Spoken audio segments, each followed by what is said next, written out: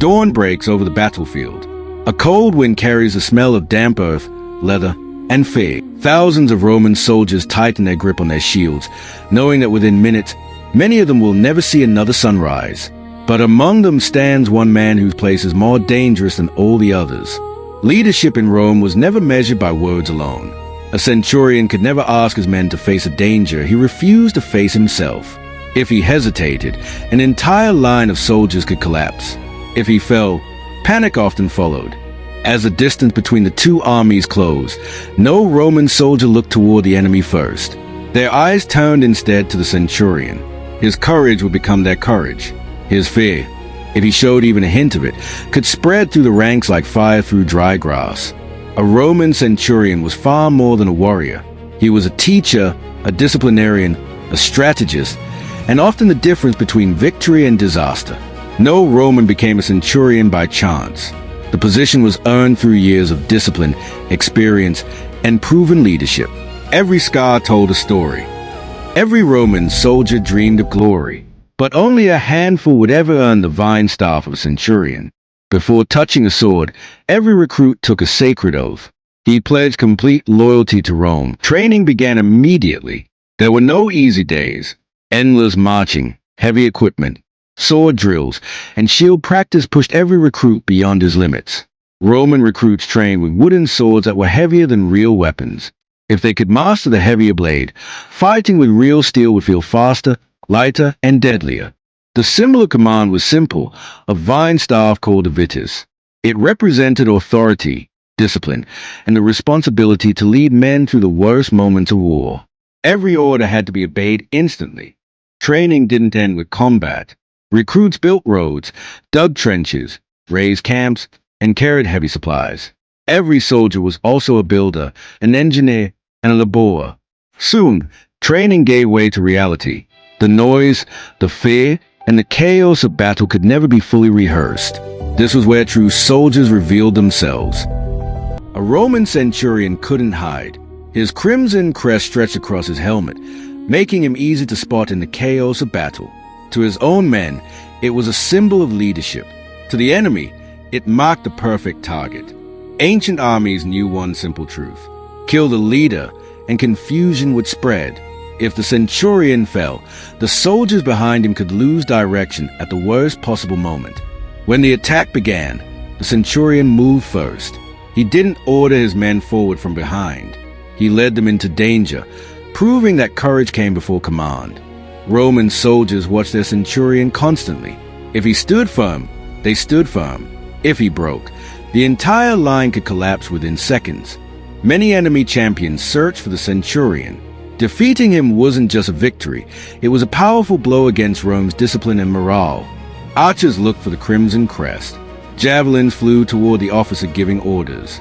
Standing out made leadership easier, but survival much harder.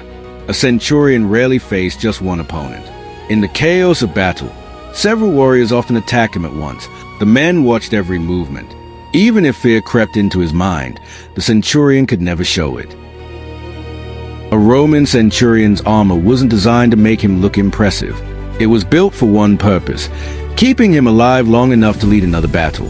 The famous Larica segmentata was made of overlapping iron plates.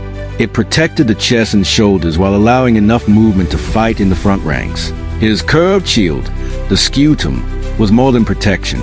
It blocked arrows, absorbed heavy blows, and helped hold Rome's battle line together. The gladius wasn't meant for wide swings.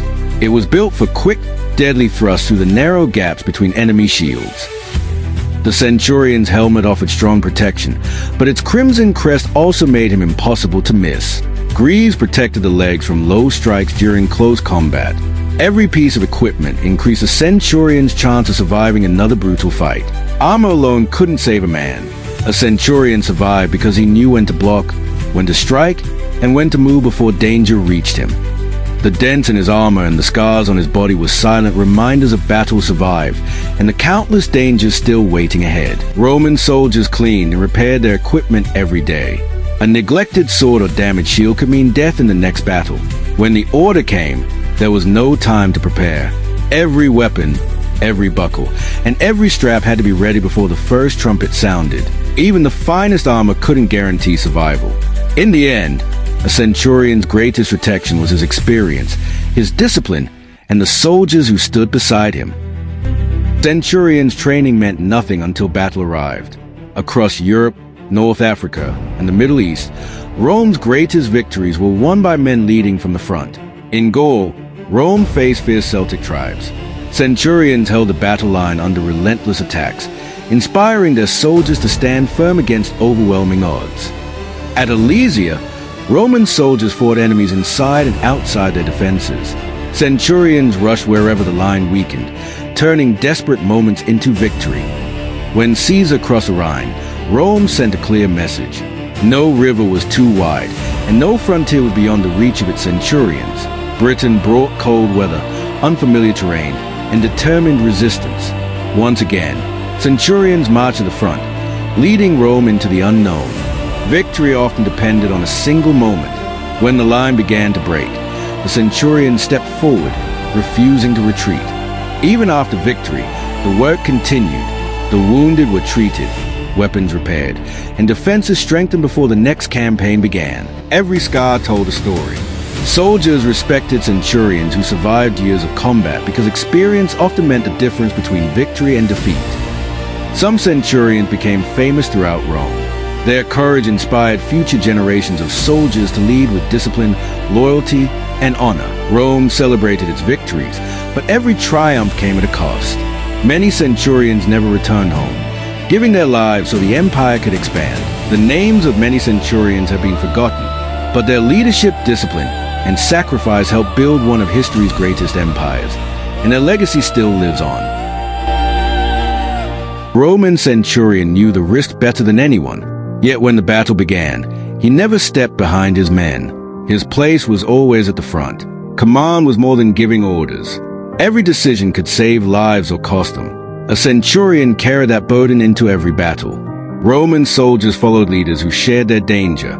A centurion never asked his men to face a risk he wouldn't face himself. One fearless centurion could steady an entire battle line. His courage spread through the ranks faster than fear ever could. Even when formations collapsed, the centurion stayed in the fight. He gathered survivors, restored order, and refused to surrender. Not every centurion survived. Those who fell were remembered by the soldiers whose lives they had protected. Centurions were fighters, teachers, engineers, and leaders. Their influence reached far beyond the battlefield. Rome conquered vast lands with disciplined armies.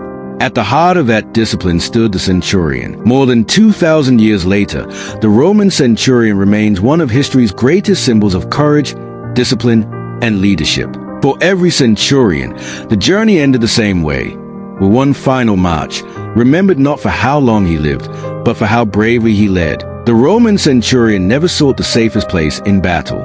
He chose a front rank, where duty came before fear, and leadership was measured by sacrifice. That is why his story still endures. The Roman centurion wasn't just a soldier. He was the backbone of Rome's greatest army, a leader who earned his place through discipline, courage, and sacrifice. If you enjoyed this journey into ancient history, don't forget to like the video, subscribe to the channel, and join us for our next story from the ancient world. Until then, history never truly dies. It waits to be discovered.